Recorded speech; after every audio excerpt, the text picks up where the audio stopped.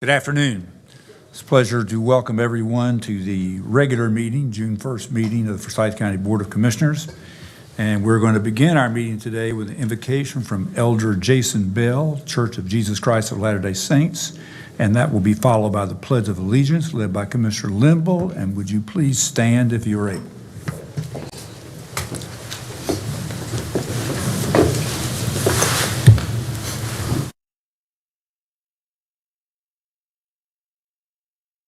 Our dear Father, we offer up thanks for this beautiful day. We offer our gratitude and our thanks to be living in a wonderful country and to live here in this area of North Carolina. We are truly grateful for those who serve this community. We would like to ask Thee to bless those citizens who reside within our county, that those that are in despair may find hope, those that are in pain may find healing, and those that hunger may find nourishment. We pray for the first responders that give their time so freely and willingly to serve this community.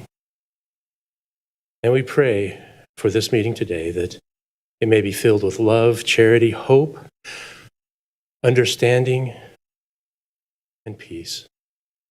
And these things we pray for in the name of Jesus Christ. Amen.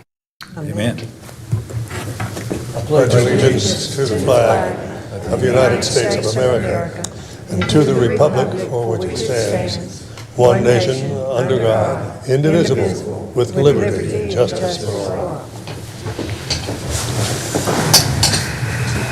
Thank you, Elder Jason Bell, for being here. Appreciate it. Thank you. The first item on the agenda today is a public hearing on a proposed ordinance to grant a non-emergency ambulance franchise in Forsyth County. And Brian Gallimore, our Assistant Chief, is going to give us a brief overview of this request. And you can come forward and do that, please, sir.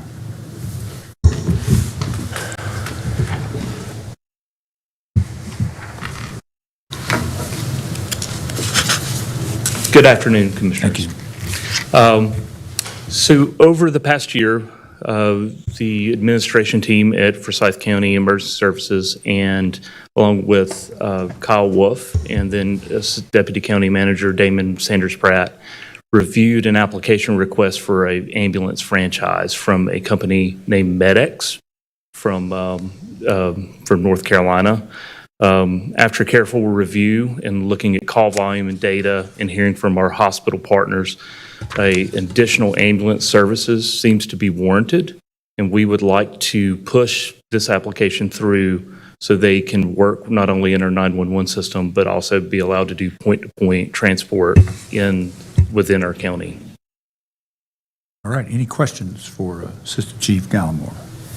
Well, I don't have any questions. I've just got some comments later. All right. Any questions? Chief Gallimore, thank you for your time earlier in going over sort of the factors involved.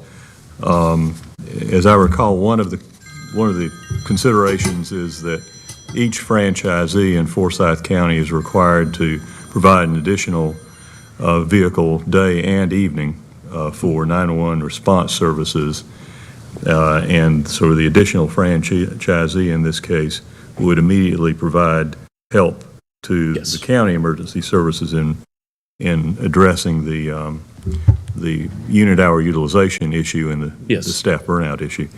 And regarding the medical transport side of the work, I did have a question posed to me since our discussion regarding whether franchisees are allowed to cherry pick among medical transport, say to take ones with private insurance reimbursement rates instead of ones with Medicaid. Can you address that question? Yeah, the best way I would address that is that within this franchise agreement that we have never stipulated within just being able to provide transport within the county, allowing what the services provide and what they don't provide. So under my watch, I would not know of any cherry picking. Do they have any way necessarily of knowing in advance when they go out whether a patient No. is, okay? No. Thank you. Okay, thank you. Any other questions? Do you know of any private organizations competing with government organizations in the state? I'm sorry, can you repeat the question? Private versus government sponsored. Are there any operations such as that in the same community across the state? Most counties also do have private ambulance services functioning in it to do the point-to-point transport, as well as some counties allow them to respond to 911 calls as well. And then some counties also utilize private EMS services as a whole to provide all their 911 services. Are there enough people in this area, in your opinion, trained to work in private or government-sponsored agencies? Yes, our work with Forsyth Tech has increased the yield of EMTs available, as well as paramedics, and so we feel that that market is increasing and getting better as far as the labor market. If this board decided, for whatever reason, to provide private competition for government competition, when could you begin? When could the third service begin? That they would have to get established as far as the locale, and then obviously be brought into our radio system and then be provided with protocol. So I would say within a month to 2 months. But there are personnel trained, ready to go, right? Their personnel, right? The personnel that they currently have are all certified North Carolina EMTs. Good. Thank you. So one clarification, Brian, going back to Commissioner Bessie's question, because I'm not sure it was real clear. The non-emergency franchise units get some calls through from us and some through the hospital, but once a franchise, the bigger part of their business, and correct me if I'm wrong, Brian, but my understanding is the bigger part of their business is actually with private entities who hire them to do transports across the county. Yes, discharges from the hospital, nursing home transports, dialysis patients. Yeah. And so what this franchise does is you're allowing somebody to operate, and as part of that, we're requiring them to be part of our emergency response system to boost our capacity. But most of the business that they are after is going to be arranged and marketed, and they will sell their services to other people doing this work. And so I think part of the question I think I heard was, are we really driving the business for them? And the answer is really no. Yeah, actually, that wasn't the question. I was, I'm aware of that, and my understanding is the most lucrative part of the private response services is the medical transports. Yeah, about really all of it. Ours is more of a, by issuing the franchise, we ask them to take part of and be a function of our emergency services. So, Sure. Yeah. And the other question that I asked that had been posed to me as a possible problem was whether in that side of the business, whether when they're talking about a response to a call, have there been any reports of that kind of, electing to pass on a call for a Medicaid versus a private insured? And the answer to that was no, and the answer, as I understand, was also that there frankly is not any way to know in advance whether a patient is covered by Medicaid or private insurance. So, yes, sir. So in the 911 system, they don't get to pick what they go to or what they don't go to, right? We get dispatched, we send to every person. So if the person has no insurance, whether it's the county or one of the franchise services, the person has no insurance. If they're a private pay, they're private pay. If they're Medicaid, Medicare, whatever it is, we don't get to pick those things inside the 911 system. But we're not inside their business model either. So I don't know what they do in their day-to-day business model, as Mr. Watts was saying about with regards to the hospital, convalescent transports from the hospital to another hospital or to a home. We don't get into that business. Is that? Does that answer your question? Thank you. Yes, sir. We don't get into the business other than creating a franchise which lets them get into that business. So that's, And then what they do to help us in the 911 system.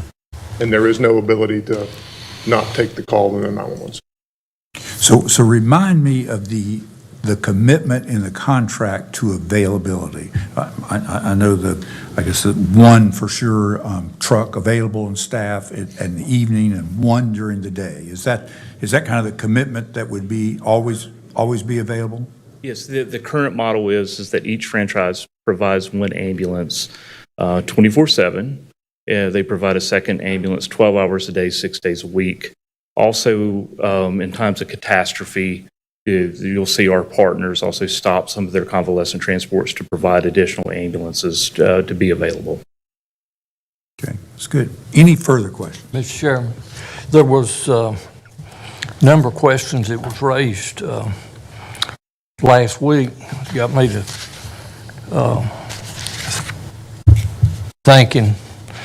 So some of it was about the number of calls that goes on, and we've had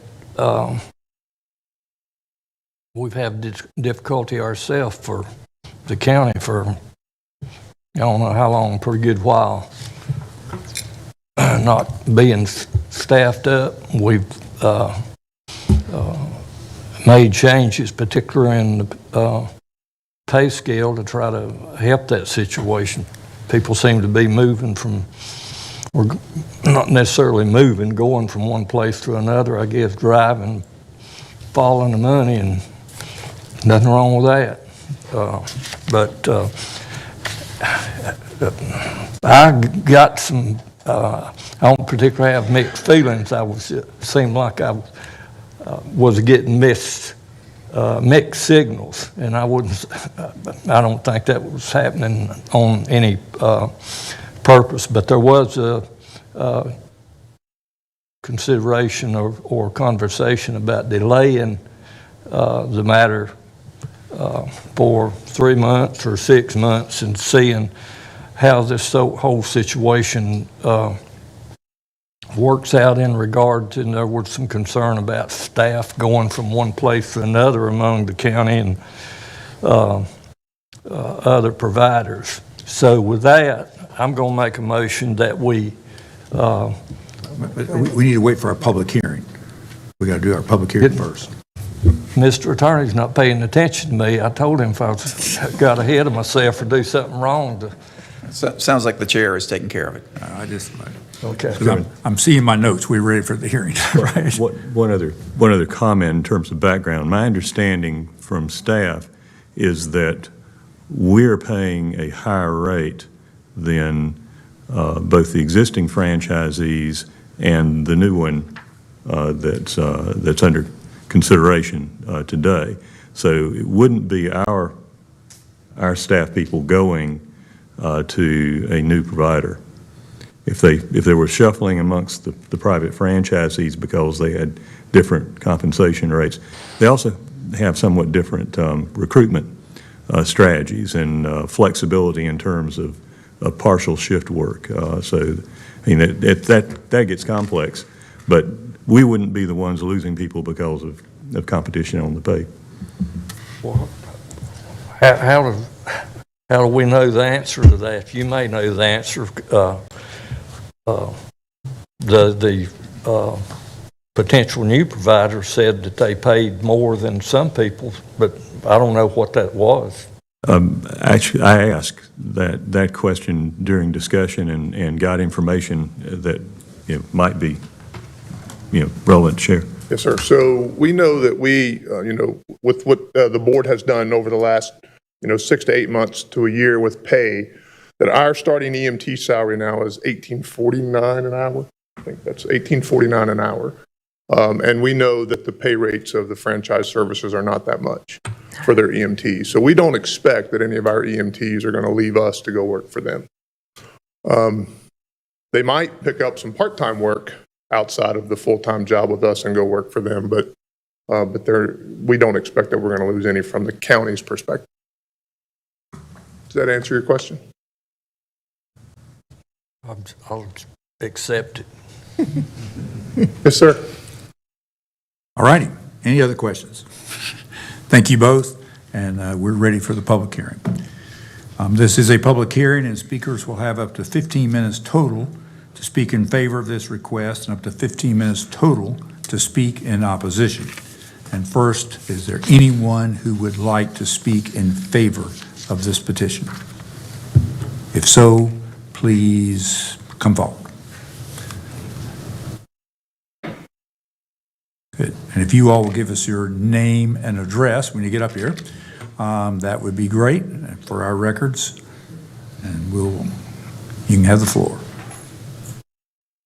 Good afternoon. Afternoon. My name is Jeff White. I'm the Chief Operations Officer with Medics Medical Transport. My address, I'm not local, is 2748 Brentwood Drive in Wilson, North Carolina. So I thought what I would do is just, if it's okay with y'all, is give you a little bit brief background on our company, a little more in detail than what we've had in the past, and kind of where the idea for us to come to Forsyth came from. So Medics is, we are the largest service in North Carolina. We operate in 10 locations. We're based out of a very small town of Ahoskie, North Carolina, which is up on the northeastern part of the state, up towards the Elizabeth City way, up towards the coast. We are a basic and a paramedic, as well as a critical care provider. So we do all levels of service. This franchise here is specifically for a basic service. We started off in 2010 in our little small town. Our owner, who also does home health care, saw the need for ambulance transportations for her home health care patients. And so in a rural area, she started up with that. And we've slowly grown throughout the state, hopefully making good partners and supplying a good service. We, I know you were the employees and, taking employees from one place to the other is a big concern. That's a concern for any provider in North Carolina as it stands right now. I don't think that I can think of any EMS or non-emergency system in the state of North Carolina that is actually at full staff. So we came up with the idea about 18 months ago to try to see if we could build, for lack of better terms, a better mousetrap. So what we're doing in conjunction with working with our community college partners is we also are a full EMS Education Institute approved by the state. So we have a work study program that we do a lot with our people. So they come in, we bring them in as a full-time job, and they learn on-the-job training, and then we also teach them the EMT course in-house. Our instruction system, like I said, we're a level 2 provider. Our instruction system, our instructor has about 32 years of EMS experience and 22 of those years in education. So we felt like our biggest thing for us to do was to try to focus on educating the folks and getting more people back into the system and spending our time on that, whether it be teaching, going into high schools. We have a high school program that we do locally, office. And I should have said the bulk of our operations is the Research Triangle to the east. Our closest office to here would be Durham. But we started going into high schools, our local high schools, especially and working with their health careers education group, and have been helping get students and trying to convince them, in high school to say, hey, this is a viable option. We don't just offer the EMT course. We actually offer all the way to the paramedic course in conjunction with one of our partners. So we actually put people to school through the whole education system and get them all the way to be a paramedic if they would like to do that. As into size-wise, we are a 10-county operation. We work primarily with healthcare systems as well as, our local partners and our local agencies. But we are a UNC Health provider, so we operate as the primary and sole operation system for 5 of the UNC Health systems in the central and eastern North Carolina, as well as with ECU Health, which of course is in Greenville in East Carolina. We also are committed with them and their systems to help keep the patients moving. You know, we've worked a lot and spent a lot of time doing that to make sure that we were a good partner with that. As into cherry picking, of course, I don't think of anybody. I'm a career EMS guy, so I would hope that nobody would do that. I mean, there's give and take in all this business, as y'all well know. It's not a big money maker factor in anybody's thing. It's surely not, you know, in the 911 system. We do have experience with doing 911, and we do it pretty regular. We've been supplementing 2 of our county locations in their 911 system with the same reason of the help that y'all do here as well, which one would be Wilson County, the other would be Johnston County, that we do on a regular basis and we have since 2016 to try to help cover that. As into, you know, commitment, you know, we're definitely here, you know, to be a working partner with the system. I don't think that there's a lot of difference in any of our pay scales in today's time now, because our pay scales are basically ruled by our reimbursement rates. So speaking totally different, put my straight up, you know, private ambulance service side up. I mean, it doesn't matter whether it's us or Joe Smo down the street. We're all charging the same rates. Medicare's controlling our rates. So Medicaid controls our rates. HMOs, all that is done, you know. So there's not going to, you know, as in cherry picking and all those type situations, you don't really see a whole lot of that because, you know, that's out of it. And, you know, fleet-wise, I've got 60 ambulances on the road every day. And we're running in the neighborhood of about 72,000 calls a year. What made us decide to come over here towards Forsyth County was a letter we received through Wake Forest Baptist Hospital. We were constantly getting requests, could we come and assist with their out-of-county transportations? That's all we could do was their out-of-county transportation. So we started this process in October, in our franchise process. And actually, I have a letter that we received from the hospital, if y'all would like to have a copy of that. I mean, I have 10 copies here, if that's, you know, okay. Mr. Chairman, Scott would be glad to hand it out if y'all would like to have that. I believe it was also in our packet that we originally did. But just in case, I thought I would bring that up. As into history and our years of service, in my management team, we have about 110 years of combined EMS and non-emergency service. When we were all combined. Scott, of course, which y'all met, you know, a couple of weeks ago, you know, has been a part of this area, you know, for a very long time, and is in the 30 some odd years of service. Mine is 32. And that's pretty much, you know, all that I have. But I would entertain any questions that you would have. Be glad to try to help you understand in any way. But that just gives you a general idea of kind of where we came from. It was from the request and the need that the hospitals were doing, and we get them today. It's not uncommon for us to get it, and on the paramedic side, which we're not asking that for this county or anything like that, but the transportations, you know, from Baptist, of course, Baptist, as you well know, gets patients from all over, you know, and those patients have to be returned. So we do a lot of requests from Baptist itself, just because the need's not able to be met.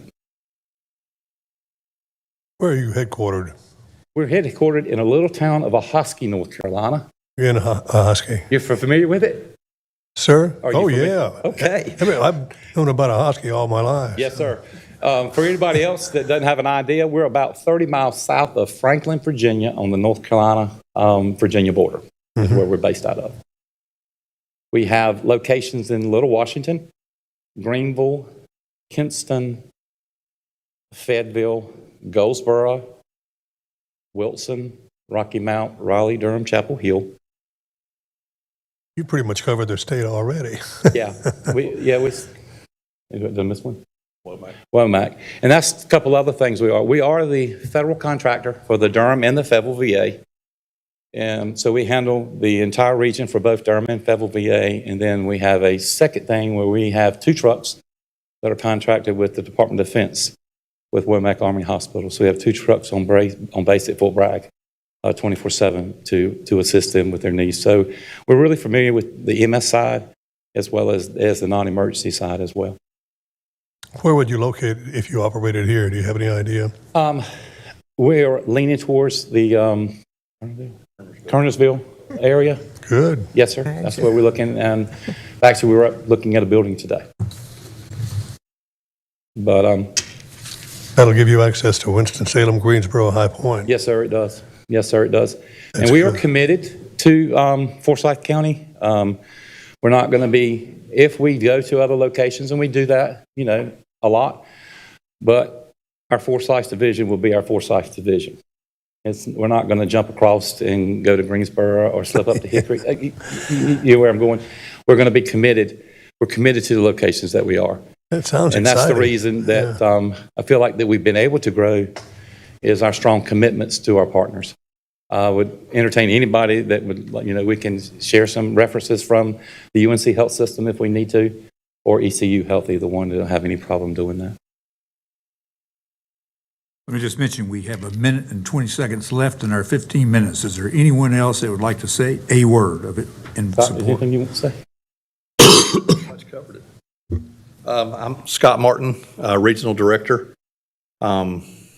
Been in EMS for probably 44 years now. I'll be in this area. I'm local to the area. My current address, been here for 20 years, is 844 Hitchcock Way in High Point, right on the Guilford, Forsyth, Davidson County line. So I'm very familiar with the area, very familiar with the operation. Previously was a paramedic for Forsyth County for years, as well as a previous director of another service in Forsyth County. So very familiar with the operation. And once again, just stressing that we are fully aware of the need of the hospital and facilities now, and we're ready to proceed whenever we are given that authority. Thank you so much. All right, thank you. 15 seconds. Thank you both. Okay. Does anybody have anything else? If not, I thank you very much for giving me the opportunity to speak. If you ever come up with any questions down the road, in our system, you're more than welcome to reach out to our folks. This is a first for me because, as long as I've been on the county commission, as long as I've been in this area, the Forsyth Emergency Medical Services have never had private competition. So if this turns out to be a positive for you and for us, it's kind of historic just to have you here. Yes, sir. Yeah. Well, it's not our intentions to go in to competition with Forsyth County EMS, of course. That's not what we're here to do. We're here to help supplement your system for the betterment of your folks. Yeah, we've got 2 hospitals, Forsyth Medical Center, then we have Baptist/Atrium. So Yes, sir. Thank you very much. Thank you. Thank you for your time. All righty. Is there anyone wishing to speak in opposition to the petition? And as I said earlier, we have 15 minutes allotted for anyone wishing to speak in opposition.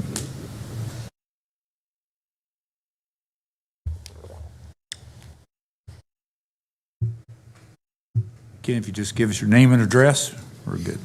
Thank you. Good afternoon, Board. My name is Mike Hoots, Director of Lifestar Emergency Services, 1621 Conrad Sawmill Road in Louisville. In 2009, we started our operation here. You guys gave us a chance to get started. At the time, there was only one ambulance service here in Forsyth County. That was New Care. We started off and still do 2 types of EMS work. Much like Mr. Watts mentioned, we do 911 work here in Forsyth County, and we do scheduled transports for the hospitals and other facilities. Our business, is this working by any chance? It can. Okay. Do you need it? Maybe someone could help him. Yeah, it's on there. It looks like it's on. You're good.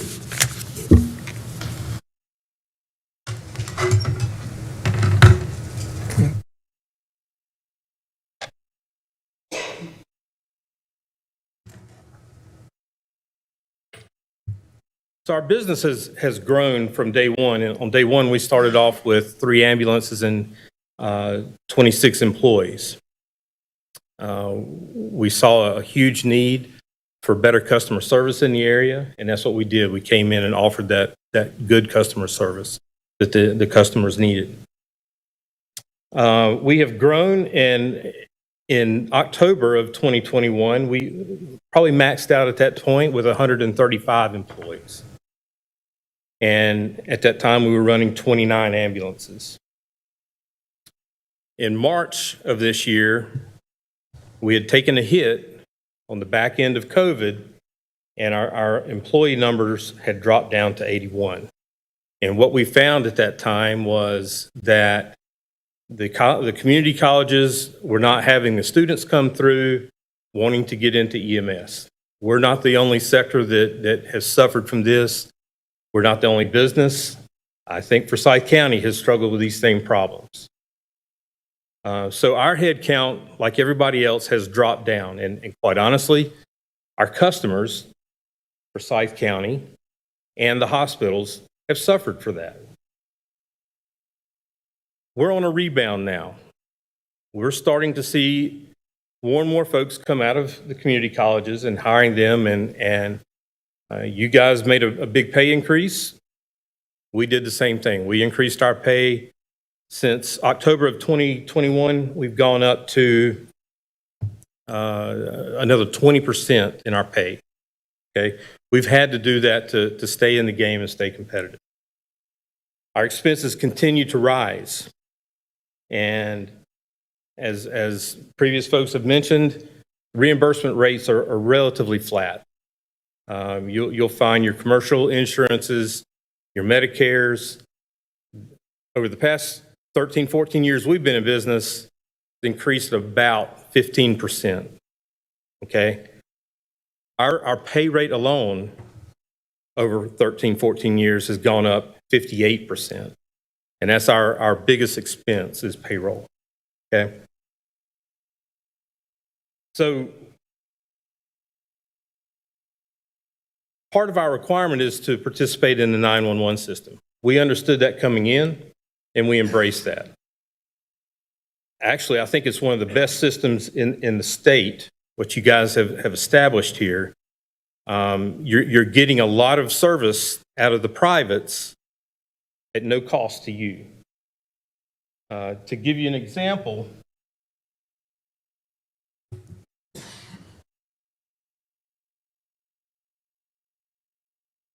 since we started in 2009, we've handled 82,000 calls in the 911 system in Forsyth County. It's expensive to do those. I think you guys are going through budget challenges right now, and you see that running 911 calls is not a profitable experience. Just our world, we're seeing that 31% of these 911 calls are yielding no compensation at all. We get on the scene, we do patient assessment, patient decides not to go to the hospital. A lot of times we get called out for law enforcement. They're wanting us to check on a patient to make sure that they don't need to go to the hospital and they don't want to go to the hospital. We do these things at a cost. 31% of those are yielding no dollars for us. 16% of those 82,000 calls are self-pay. And we have found that yields roughly $17.29 per call. So all in all, nearly half, 47% of the calls that we've run over the past 13, 14 years has ranged from $0 to $17. That's the price that we're willing to pay. We get that. The benefit is the permission to do the point-to-point transports within Forsyth County. There's only a few of those out there available to us to do. Historically, you guys have allowed 2 companies to come in here and do that work, and it's worked well. There's been enough food on the table to offset these expenses and for us to continue to grow like we have grown and be successful. My argument would be that when you bring a third party to the table, there's going to be more of that profitable call volume going away. Now it's going to be divided up by 3 companies. We feel like it's going to be difficult for anybody to be successful in that market. It'll certainly hurt our situation. We find that we have to do a lot of call volume to make up the expense.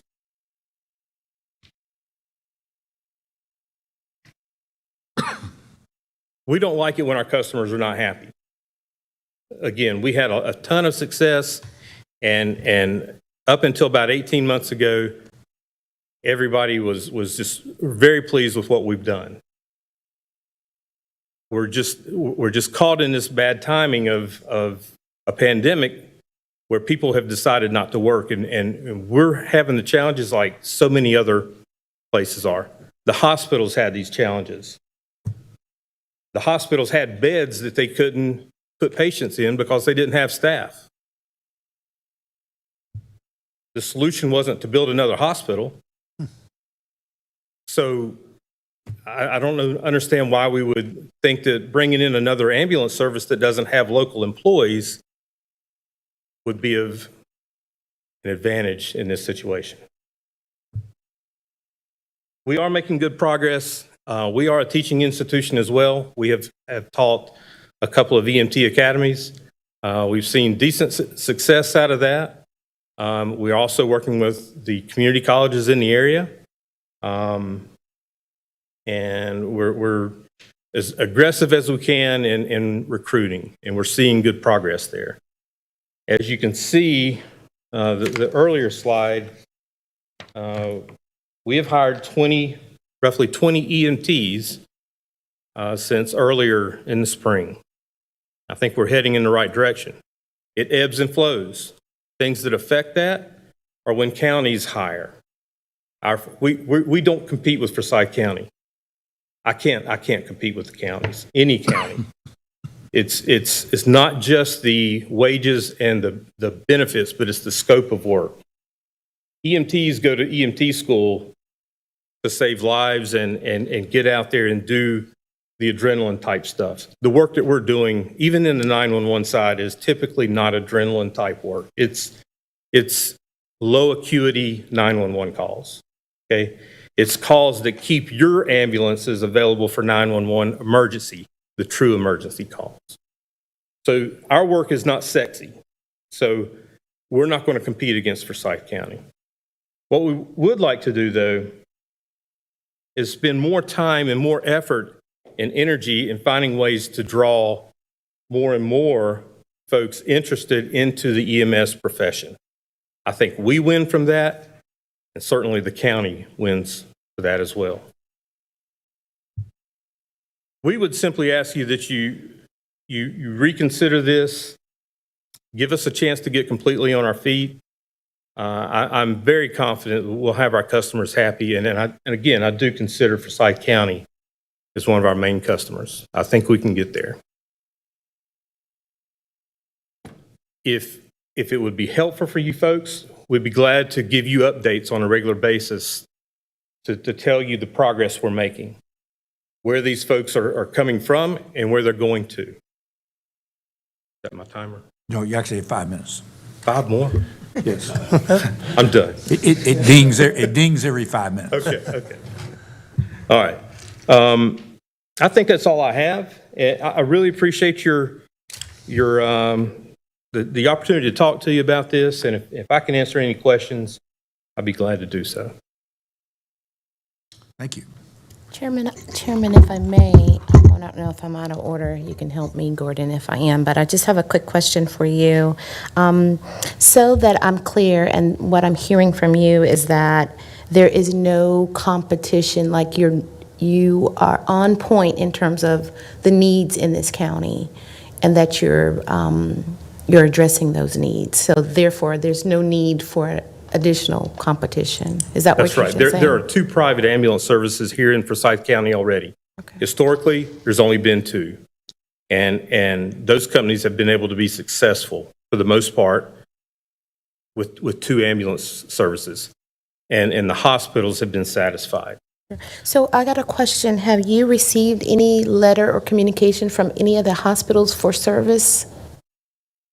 For service. Yeah, or service requests, like those other individuals. Oh, just asking for service. We meet with them on a monthly basis. Okay. And we're giving updates to the head of case managements. Forsyth County EMS is hosting those meetings. We're in the meeting as well as our competition. We're giving status updates to our customers on a regular basis. As a result of these meetings, we've made quite a few changes to our procedures that have been promising and will certainly help the outcome and get the patient flow moving a little bit better.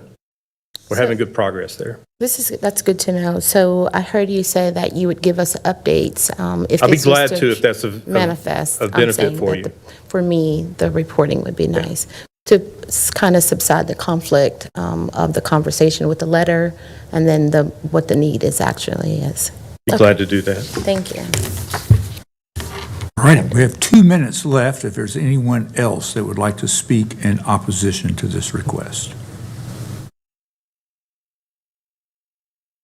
Thank you for your time. All righty, thank you. Hearing none. Actually, for this franchise agreement ordinance, there's a second reading required of this ordinance for it to become effective. So the second reading will actually occur on June the 15th, and that's the time that we would have our action. If I'm mistaken, Mr. Attorney. You actually need to vote on it twice. Vote, okay. So Vote on you would twice. need to Thank you. vote today, Second and reading then if it's and a vote. approved, it would proceed till the 15th. Thank you. Now, Is the chair ready for a motion? yes. I move, I could go through a lot of conversation, but I'm not going to because there was quite a bit last week.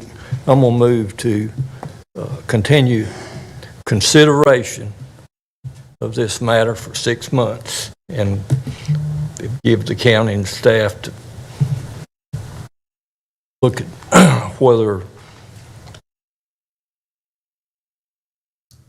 what kind of changes might need to be made or any other things that the conversation that's come about and whatever might be new to bring that information to us and to the new providers. I have no question about your abilities to do the work. This conversation arose about various things that can happen, and it seems to be the possibility to know whether those things will come forth, happen, or not happen. So. There's second to the motion. Second. Second by Vice Chair Wizenhut. Any other discussion? Yes, Mr. Chairman, I'm going to speak against the motion, and if it's defeated, I'll make another motion to approve the franchise. I think that the concerns that Mr. Hoots has raised about the availability of enough calls to engage, profitably 3 franchisees, and the fact that historically Forsyth County has only had 2 franchisees are outdated. That the population is growing in Forsyth County. It's gone up substantially over the past few years. The number of medical facilities has gone up. The patient volume at the medical facilities has gone up. The number of nursing homes and residents who need medical transport has gone up. It seems clear from what our staff is telling us and what the hospital systems are telling us, including through this letter that we got a copy of today, that the demand is not being met on a current basis, that there are times when there are no vehicles available, that this is not an unusual occurrence, and that we need more capacity in our system. I think that that there will be room for 3 active and effective franchisees in the county based on the information that I have received from our professionals and others. That it would be a mistake for us to delay taking advantage of a highly qualified new franchisee to add and assisting with that capacity. Any other discussion? Chair Martin, I do have a maybe question to staff as it relates to Commissioners Linville's request for a 6-month delay.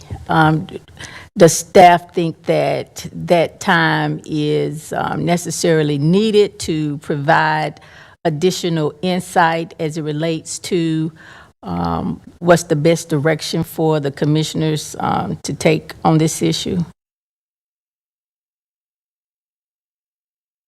Thank you, Commissioner Woodbury, for that question.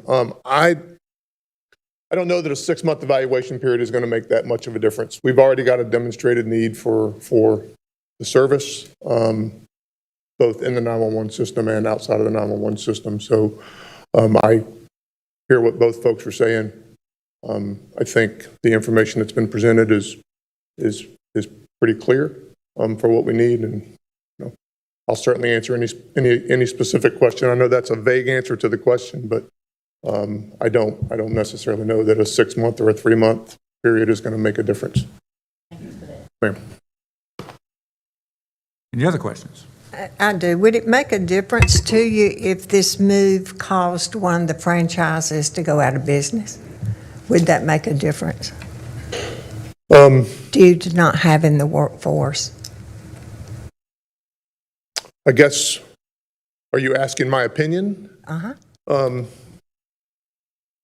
I think we need to do what's right by the citizens of the county. And so if one goes out of business, that's right for the citizens? I'm not suggesting that's right for the citizens, but I think that we need to be able to provide the service that we're telling the citizens that we're going to provide for them, and today we're not able to do that, ma'am. Good answer. I just think, just to follow up on that, I think the question probably stemmed from a conversation during the discussion last week. Yes, sir. In the briefing. The county manager made a comment about, we are improving with the number of people being hired. In fact, our presentation by Lifestar indicated, basically hiring 20 more people essentially in the last 3 or 4 months. And I know we've hired more. I actually don't think we've hired 20 more in the last 3 or 4 months. But should staffing both, begin to recover more rapidly, and I don't know whether it will or not, but should it in the next 6 months, the question kind of becomes, then are we back, do we need the service? I think that's the issue. Do we need the 3rd franchisee here? I think that's the question. Just let me make sure I understand the question. If staffing increases over the next 6 months. If in the next 6 months, both Lifestar and the counties, and of course our 3rd provider, I guess Providence, if they're all in there, Yes, sir. if the number of staff and runs, et cetera, are successful, then the question is, do we need a 3rd franchisee? I guess that's the question. Okay, I understand. Thank you. So if you'll reflect back to the winter workshop, I know that's been a couple of months ago, and it was one of the first things that I ended up doing when I got here. I talked about the need. We're working inside the county EMS system to get to a 0.45 unit hour utilization rate, which is the number that we use to determine how much time our folks spend actually on a call.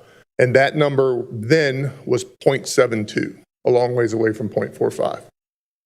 Today, we're still running in the upper 0.67-ish world.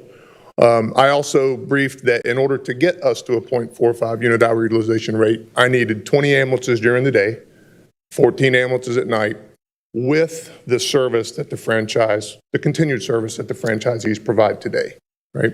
The two franchise services have historically run about 5,000 calls apiece a year. So we have 62,000 calls that we get dispatched to over the course of the year that are 911 based. The franchise services are running around 10,000 of them, and the county's running the other 52,000. So, so I think, in the long-term answer there is we are working in concert here to increase staffing. This body has helped me with that inside the county. We are working on increasing our number of ambulances that we have available physically. This body has helped us with that. And so we have recommended the third franchise service because the need still exists. And I can't get to where I need us to be in a budget year, or maybe even 5 budget years, right?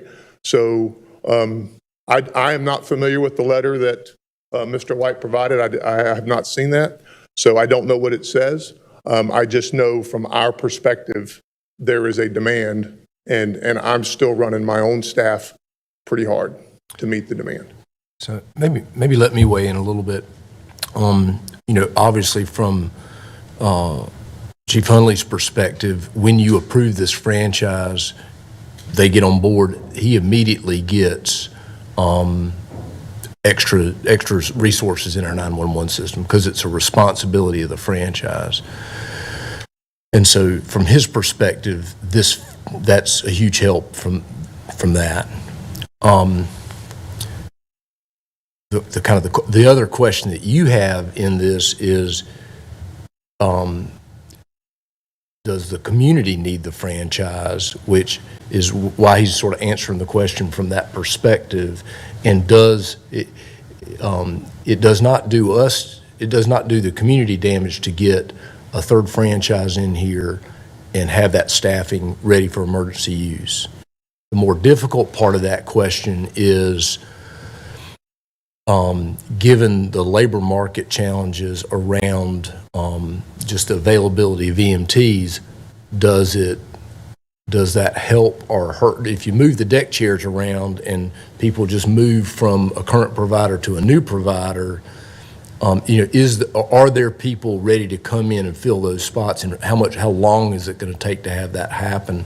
So, that's sort of the more difficult question you have around the franchise. I think what Chief Hunley's saying is, sure, it helps us on the emergency side because all of them got to have that. All of them got to have that response. If they move the deck chairs around, is it going to help the hospitals? If everybody who worked for Company A goes to Company B, it's probably still going to have the same issues. Can the new franchise, how long will it take for the new franchise to come in? Are they going to bring new people into the community? Are they going to hire from within? Or is it going to be a function of training? I think what Mr. Hoots is saying is that he's seen progress.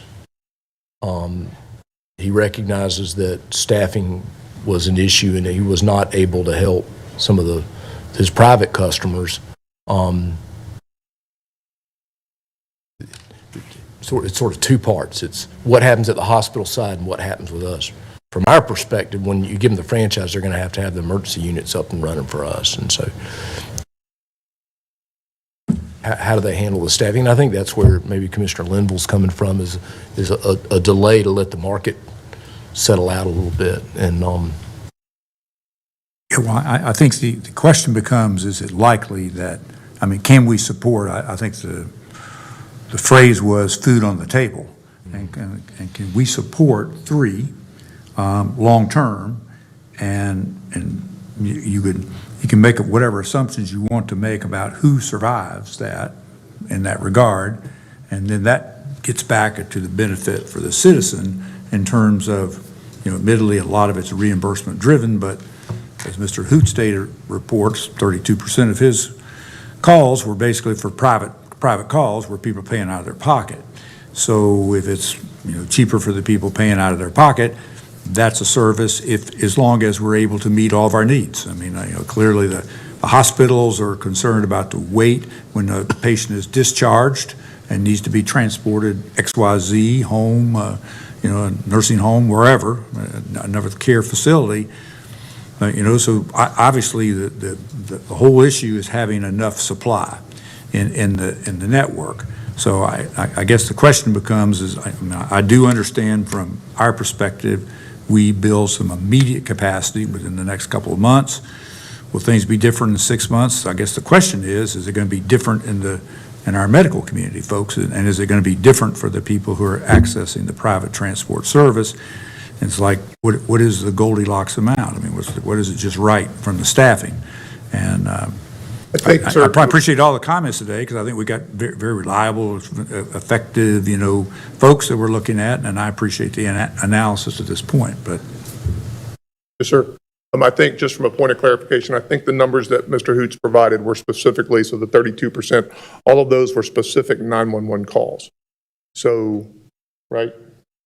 Yeah, so the one he put up that showed the dollar figures, so does in that the mean that 911 private folks had to pay, I take it, on the 32% of your numbers?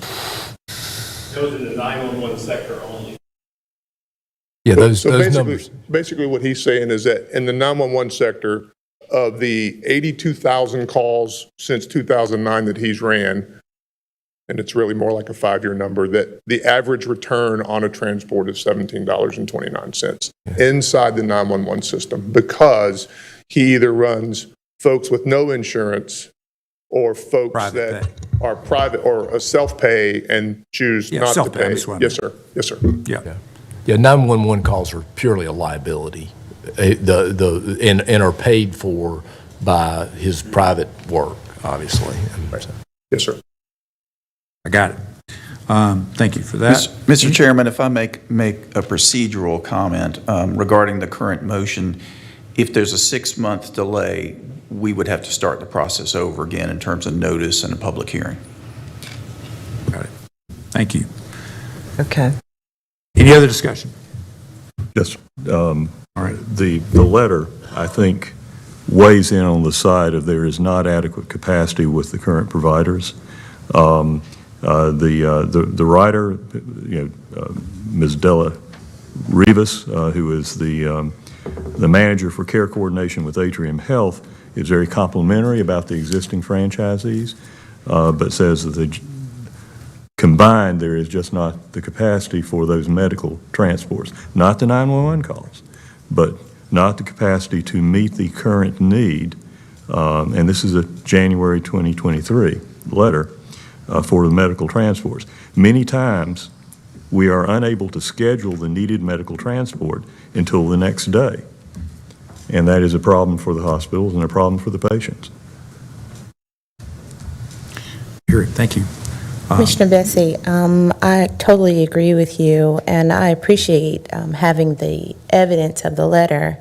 The only problem that I have with it is the authenticity of it. It's not signed or notarized, but I can only take it on face value, right? So I will do that, but just in the future, if you're going to bring documents, make sure that you have it signed and notarized. Thank you. With no further questions, I guess we're ready to vote. So the motion currently on the table is a 6-month delay, of which our attorney has clarified it would require another beginning again of another hearing and a 2-week process. Knowing that, how many people would vote in favor of the delay? Aye. Aye. Aye. How many opposed? 3. All right, motion passes to delay on a 4-3 vote, but we will, and as a result, we will not have a second reading next week, I guess, correct. We will postpone till 6 months. All righty. Okay. That's Christmas, you realize that? That is correct. Happy New Year. Next item on the agenda is a resolution recognizing June 15th as World Elder Abuse Awareness Day in Forsyth County. And Rick Hall from Adult Services Division Director is here to receive the resolution. Please join Commissioner Woodbury, who will read the proclamation, and then Rick will be able to accept it and any comments you'd make, and you can invite other folks forward, which is great. We'll get a picture at the end. And Commissioner Woodbury might wait 1 second till the movement behind you settles, and Did you say Mr. Woodbury? Is this her father? I say Commissioner Oh. Woodbury.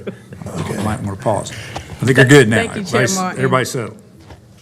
Resolution recognizing June 15th, 2023 as World Elder Abuse Awareness Day in Forsyth County, North Carolina. Whereas older adults deserve to be treated with respect and dignity to enable them to serve as leaders, mentors, volunteers, and vital participating members of our community. Whereas in 2006, the International Network for the Prevention of Elder Abuse, in support of the United Nations International Plan of Action, proclaimed a day to recognize the significance of elder abuse as a public health and human rights issue, whereas 2023 marks the 17th annual World Elder Abuse Awareness Day, and its recognition will promote a better understanding of abuse and neglect of older adults.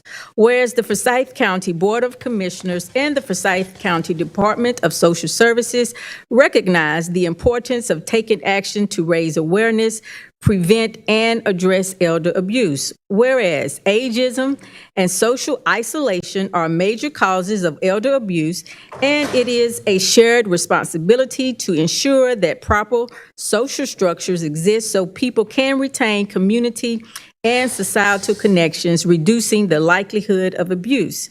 Whereas preventing abuse of older adults through maintaining and improving social supports like senior centers, human services, and transportation will allow everyone to continue to live as independently as possible and contribute to the life and vibrancy of our community.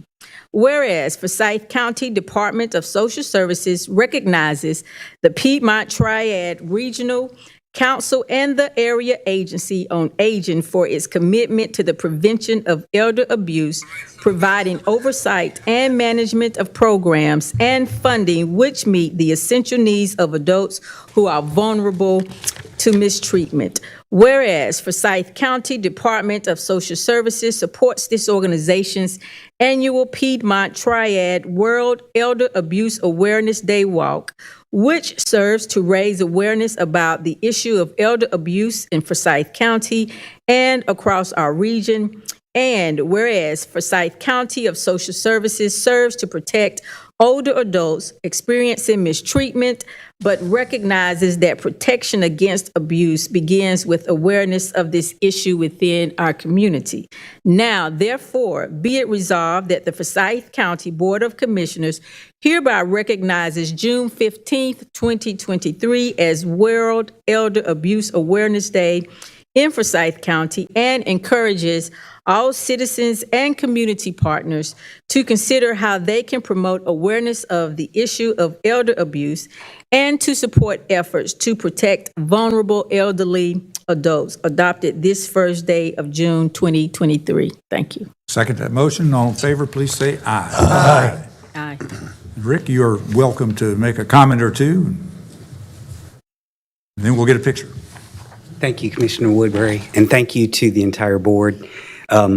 We want to express our appreciation for your support of the victims of elder abuse and also for recognizing the importance of raising awareness about this issue through the proclamation. It's estimated by the National Council on Aging that each year approximately 5 million elder adults are abused. In addition to that, annual loss by victims of financial exploitation exceed $36.5 billion. The loss doesn't stop there, as research from the American Medical Association also tells us that individuals who are abused, mistreated as elder adults are 300% more likely to experience premature death. And so the work that we do to recognize this today is extremely important, and the step that you've taken reflects that. I'm joined today by our director at Forsyth County Department of Social Services, Christine Dowdell, as well as representatives from our APS team here at Forsyth County.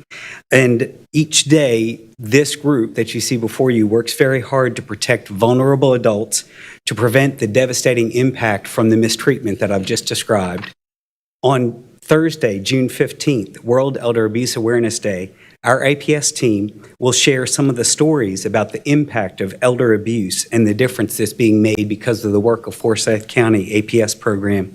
We would be honored to have each of you join us that day at 11 a.m. for a ceremony on the Forsyth County Health and Human Services campus in front of the Department of Social Services. Also, we're pleased to have today as our special guests representatives from the Piedmont Triad Regional Council, Area Agency on Aging. They share the same commitment to the protection of adults from mistreatment as the APS team. As a manifestation of this commitment, the Area Agency on Aging, as we've heard, has planned and hosted the Piedmont Triad World Elder Abuse Awareness Day Walk that will this year in 2023 be in its 12th year. We would also extend an invitation to our commissioners and all those that are present to this event on Saturday, June 17th at the Triad Park in Kernersville, beginning at 9 a.m. Thank you. Thank you. Now, I believe we'll have a picture. Ed. Smile.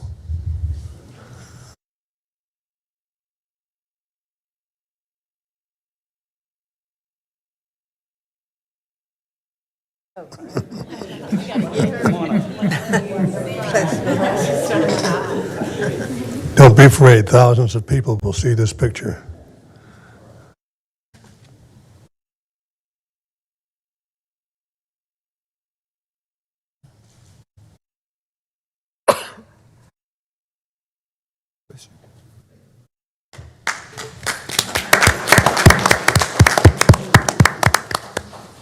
Thanks for all the work that you all do. Thank you.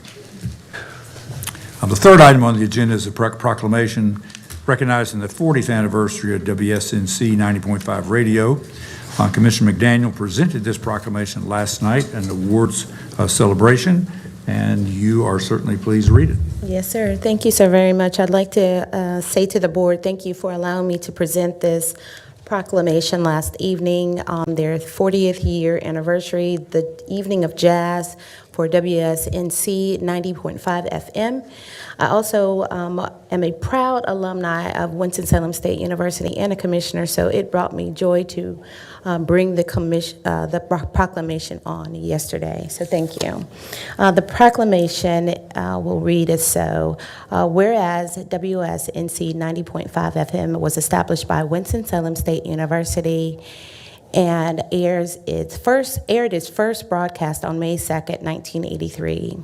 Whereas WSNC 90.5 FM is dedicated to broadcasting jazz music and providing nationally syndicated programs that inform, educate, and entertain.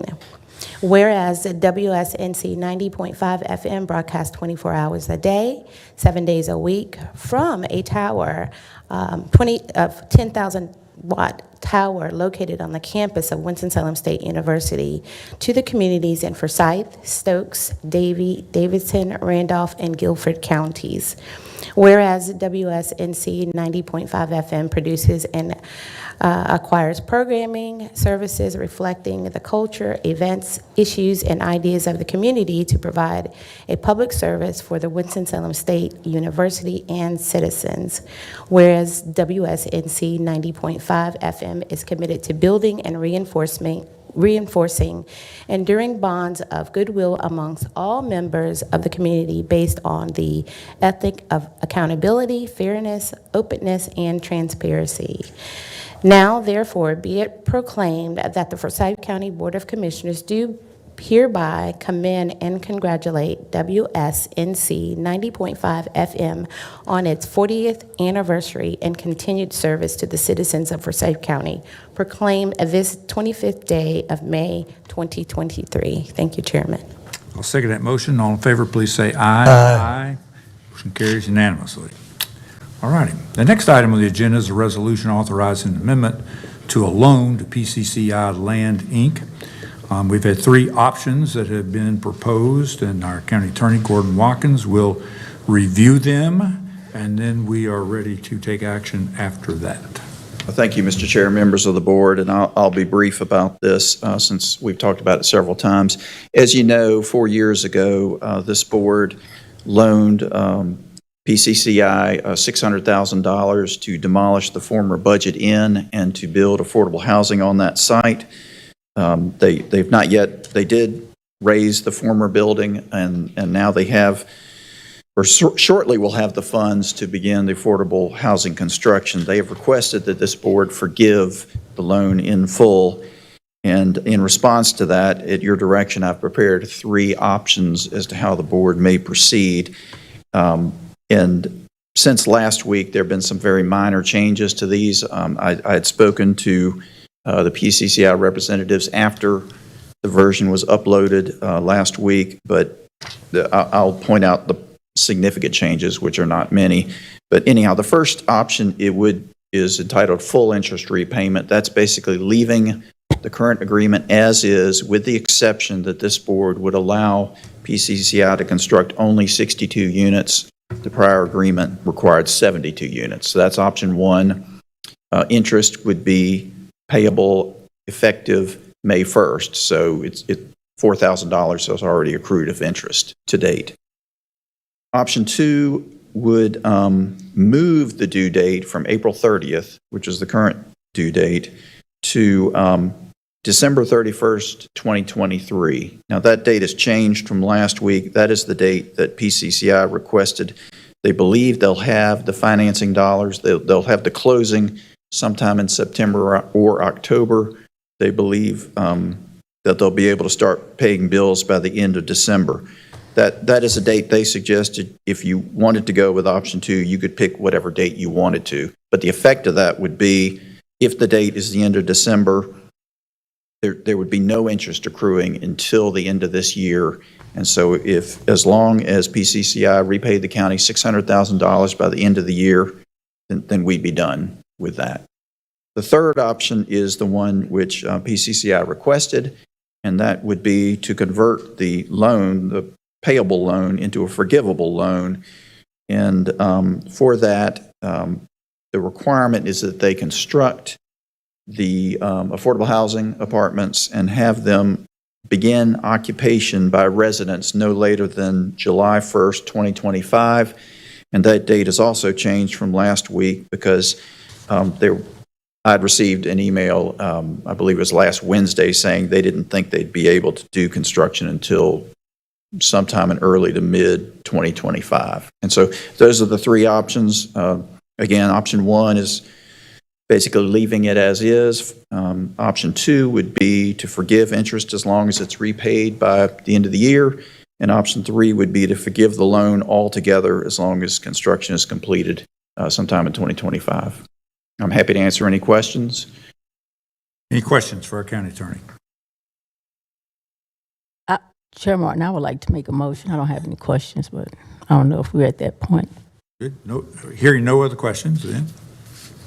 Motion, go right ahead. Okay, in light of a serious housing crisis that disables a lot of our hard-working, tax-paying citizens' access to a place to live, I would like to move that we approve option three, which is the forgivable loan. I'll second the motion. We have a motion by Commissioner Woodbury, second by Commissioner Plyler. Is there any discussion? Mr. Chairman, I would like to speak in opposition.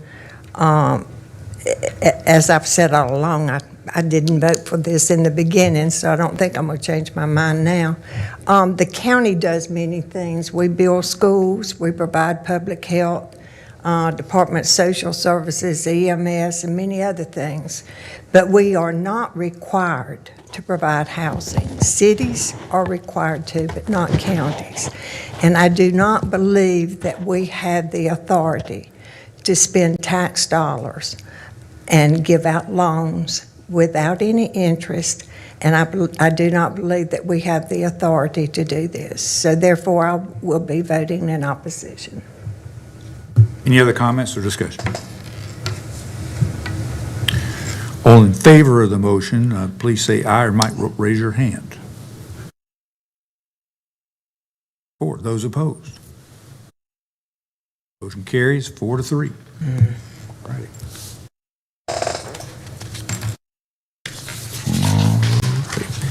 Next item on the agenda is approval of the minutes for the meeting of May 18th, 2023. Do we have a motion? So moved. Motion by Vice Chair Wizenhut. Second, please. Second. Second by Commissioner Plyler. Any discussion? All in favor, please say aye. Aye. Any opposed? Motion carries unanimously. Madam Clerk, do we have any calls or cards for the public session? Mr. Chairman, we have 2 speaker cards. Our first speaker is Greg Carnes. Please come forward. State your name and address for the record, please.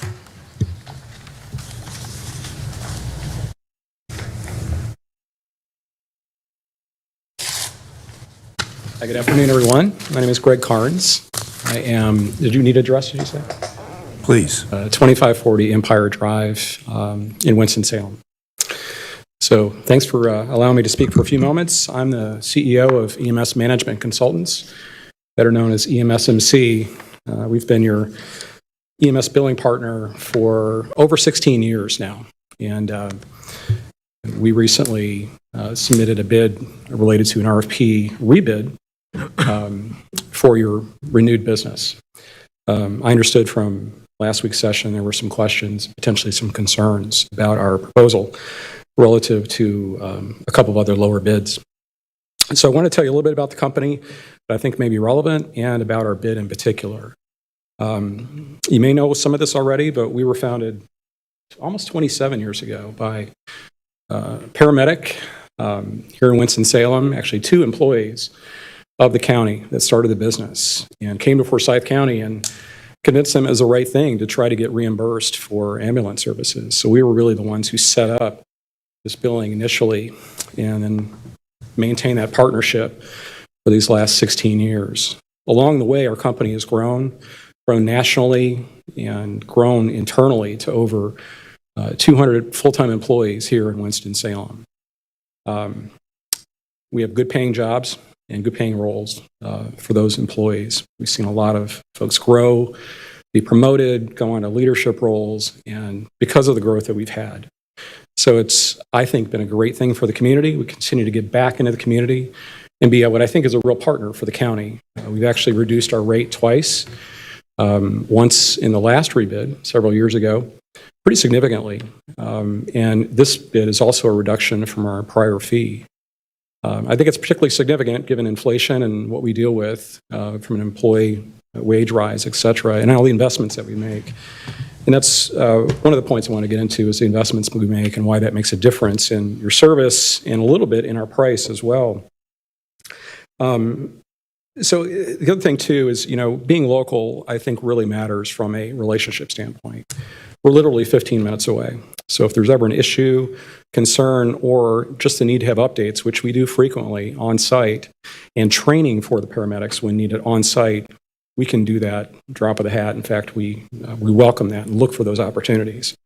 Regina Crawford from our team, who heads advocacy, and Kim Stanley, who heads compliance, are frequently interacting with the Forsyth team and have built a great partnership. We service over 90 agencies in North Carolina. We have 59 that are county-based.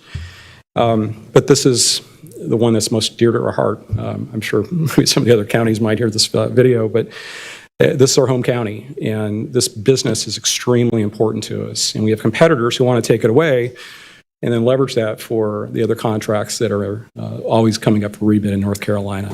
So we have to stand guard, but we want to earn your business because of our performance, and I think our performance warrants that. We've steadily increased collections over the years. Not missed a year. That's because we continue to improve and work with the county. My understanding about the difference in rate, when taken into consideration the difference in the Medicaid per claim fee, which is outside of the management fee that was in the summary that I saw, there's a difference in the management fee of, I think, maybe 60 basis points, 4.75 versus 4.09. But the Medicaid claims are billed separately. and we bill a lower fee than our competitors are proposing for those Medicaid claims. When that's factored in, coupled with our lower rate for DSO payments or debt set-off payments, the difference is, we think, about $30,000 or $40,000. So on a $10 million revenue stream for the county, that equates to less than 1/3 of 1% of the total collections for the county. So what that means also is if either of these competitors were to miss their performance hitting our standard rate by less Mr. than Hines, 1/3 of a percent. You passed our 3 minutes, but I Oh, may I'm not have sorry. said it at the beginning. Yeah. So why don't you just see if you can kind of Okay. conclude that thought and wrap Yeah. up. Gotcha. So a third of a less than percent is what separates us. If they miss performance by that amount, it more than blows away any rate decrease. So we'd ask the county to consider that. And in fact, one of the things that drove the higher performance that we've had is a Medicaid reimbursement change in the law that was driven by Regina Crawford from our team, who's here with us today. And in fact, the competitors' clients were calling us, asking, what's going on with the law? Are you guys fighting to get this reapproved or approved? And it took years, but we did, and made a significant difference in the Medicaid reimbursements, and therefore the reimbursements for the county and other counties in North Carolina. We're constantly doing things like that at the North Carolina level. We'll continue to do that. The reason also there's a difference between top-tier players like ourselves and Digitech, who was one of your bidders, who bid similar to us, and other smallish companies, is the technology investments. We've invested over $1 million in security and IT software over the last few years, protecting your clients' and citizens' data, your citizens' data. That really matters, and it's tough for any small player to invest that way. And in software, that's my background. I spent 20 years with Ross Perot's company EDS developing software around Medicaid and Medicare claims. So we know this business, we invest in it. It's been millions of dollars over the last few years. And it takes money to do that, obviously, and that's why we charge a little bit more. But in the balance, when I compare that against collections, we think it's meaningless, the difference. But we respect the county's fiduciary obligations to the citizens to get the best deal available. I fully understand that and respect it.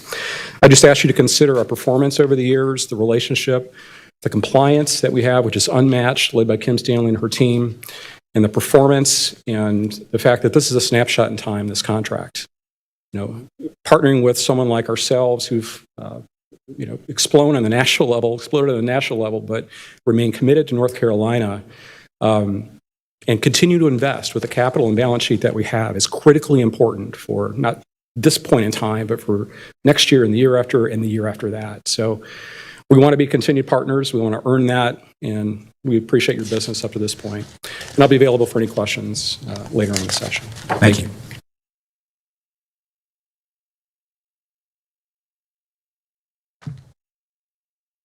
You said there was a second speaker. Yes, Mr. Chairman. Kim Stanley, please come forward. State your name and address for the record. Thank you. All righty. Mr. Manager, we are ready to continue the remainder of the agenda. All right. Thank you, Mr. Chairman. Good afternoon, board members and staff and guests. We do have some business items for consideration this afternoon, and we'll get on through these. So we've got a couple of budget and finance items. Item 7 is a resolution designating the Piedmont Triad Regional Council as the lead agency on aging for Forsyth County for state fiscal year 2024 and 2025. Essentially, they plan and coordinate the county funding plan, and we're asking that you allow them to do that again. Move approval. Motion approved by Vice Chair Wizenhut. Second by Commissioner Commissioner Plyler. Any discussion? All in favor, please say aye. Aye. Any opposed? Motion carries unanimously. Agenda item 8 is a resolution authorizing execution of an engagement letter and audit contract with Cherry Beckert LLP to complete the annual independent audit for Forsyth County for fiscal year 2022-2023, subject to the approval of the Secretary of the Local Government Commission. This would be an audit committee recommendation, kind of brought this to you, not to exceed $137,500. Move approval. Motion approved by Commissioner Plyler. Second by Commissioner Linville. Any discussion? All in favor, please say aye. Aye. Any opposed? Motion carries unanimously. Got one grant item. Item 9 is a resolution authorizing execution of a grant agreement between Forsyth County and the North Carolina Department of Transportation Division of Aviation to fund the Aviation Career Education Academy, or ACE Academy. It's a $3,000 grant coming from the state, and the Jim Shaw ACE Academy will be held once again this year. Move approval. Second. Motion approved by Commissioner Plyler, second by Commissioner McDaniel. Any discussion? All in favor, please say aye. Aye. Any opposed? Motion carries unanimously. We have a couple of four contractual items. Item 10 is a resolution authorizing a third amendment to the agreement with Avcon Incorporated. It provides environmental services required by the North Carolina Department of Transportation Division of Aviation for taxi lane Lima and ramp at Smith Reynolds Airport. This amount not to exceed $65,870. Move approval. Second. Motion approved by Commissioner Plyler, second by Commissioner McDaniel. Any discussion? All in favor, please say aye. Aye. Any opposed? Motion carries unanimously. All right, agenda item 11 is a resolution authorizing the execution of a 3-year agreement with EMS Management Consultants Incorporated to provide medical billing and collection services for the Forsyth County Emergency Medical Services Division of the Department of Emergency Services. You heard that presentation from staff at the last briefing, and recommendation is to approve that. Move approval. Approval. We have a motion by Commissioner Plyler, second by Commissioner McDaniel. No. Vice Chair Wizenhut. Discussions, I've got a couple of comments that I'd like to make. I was certainly, I'll try to say this in a fairly mild way, but I was disappointed in the presentation from our staff on the analysis of the bids, because in fact there was no analysis.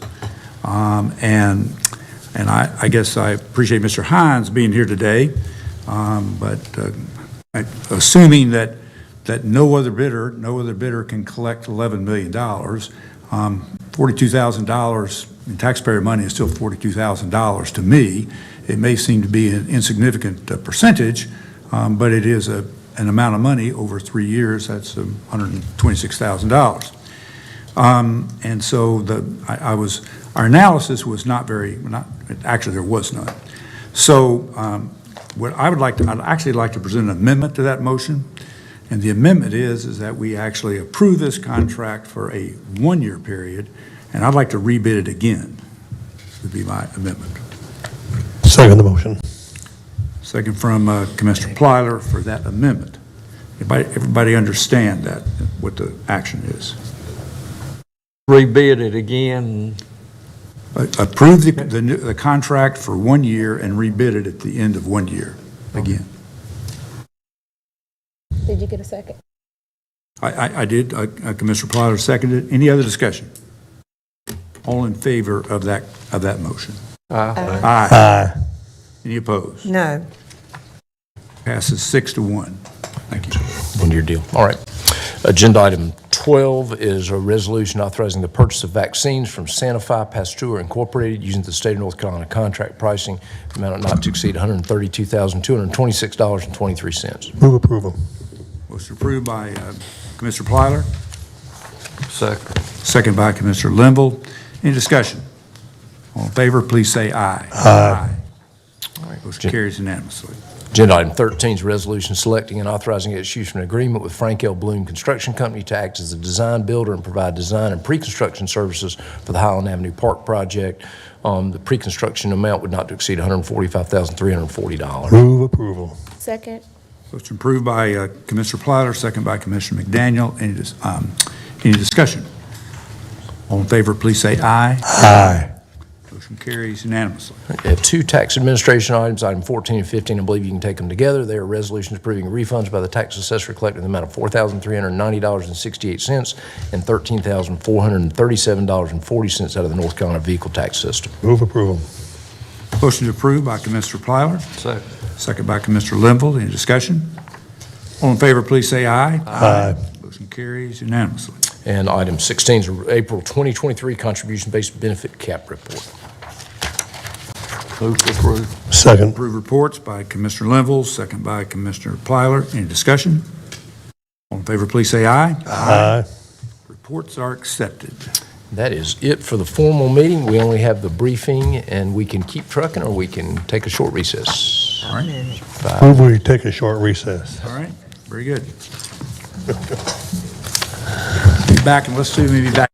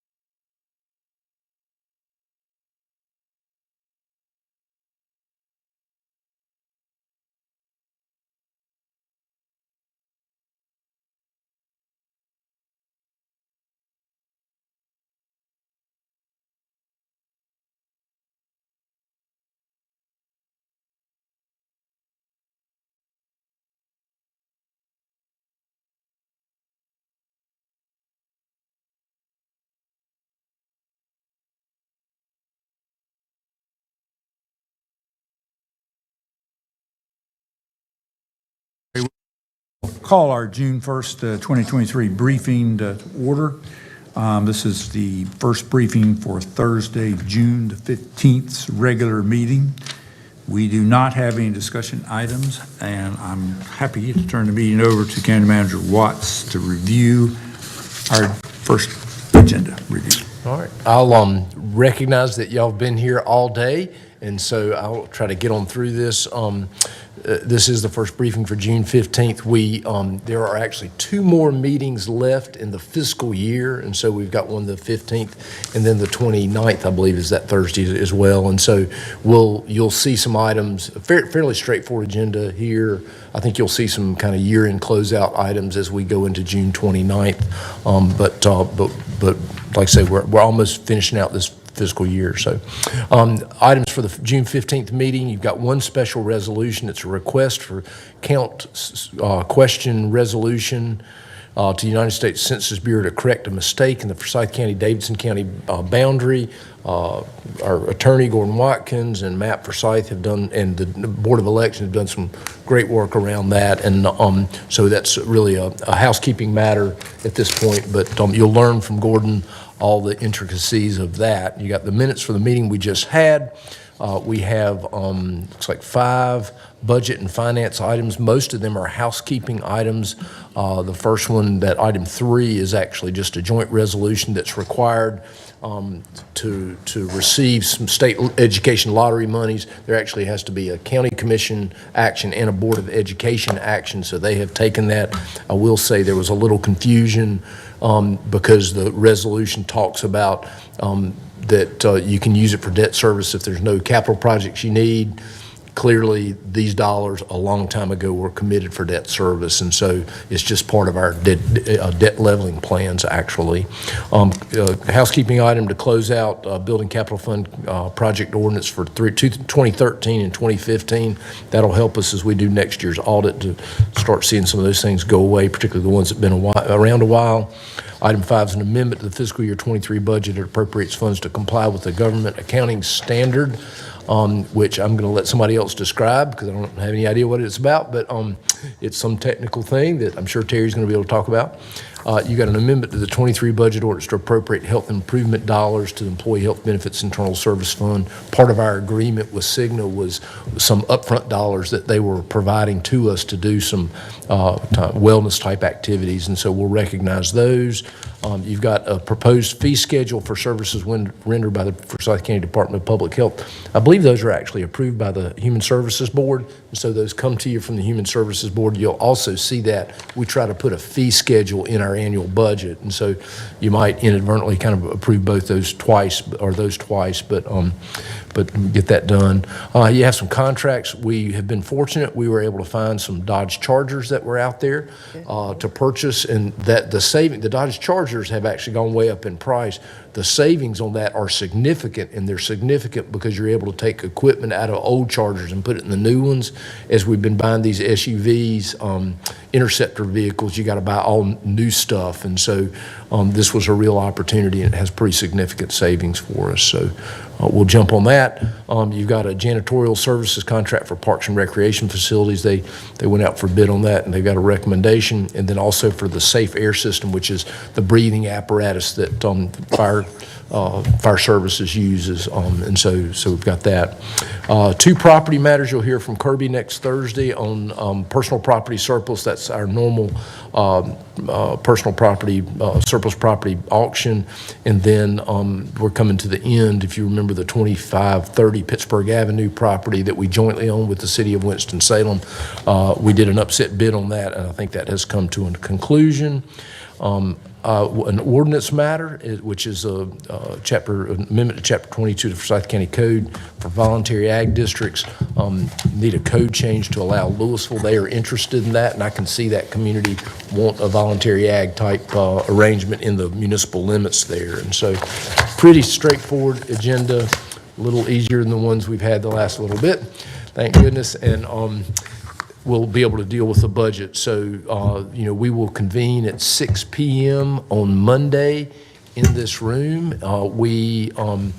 So we want to make sure citizens know that the opportunity to come talk about their thoughts about the submitted budget for the fiscal 23-24 year is upon us. We're, now that I got a communications department, we are advertising that a bunch, and so there will be an article in Sunday's newspaper around that.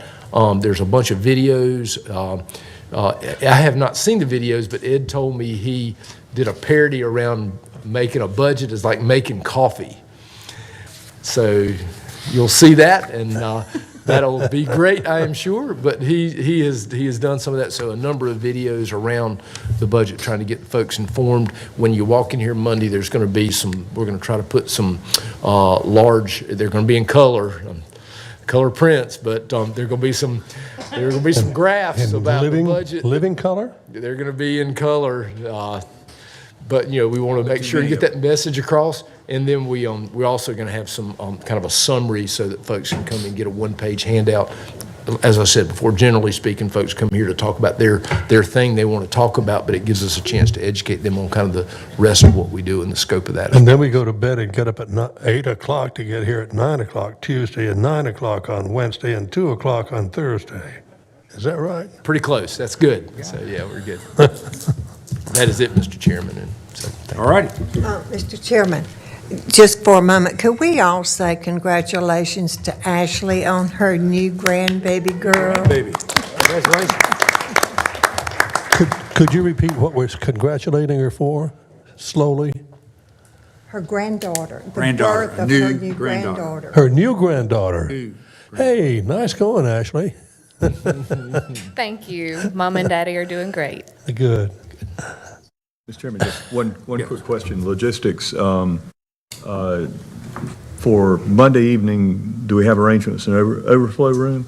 Yeah, we talked a little bit about that. We generally, when we have that situation, we open up the fourth floor, and then we can shuttle folks up, and we can pipe in the video feed down there. And so, You asked that question because you're pretty aware that everybody knows you're going to be here, right? No, they're coming here to see you.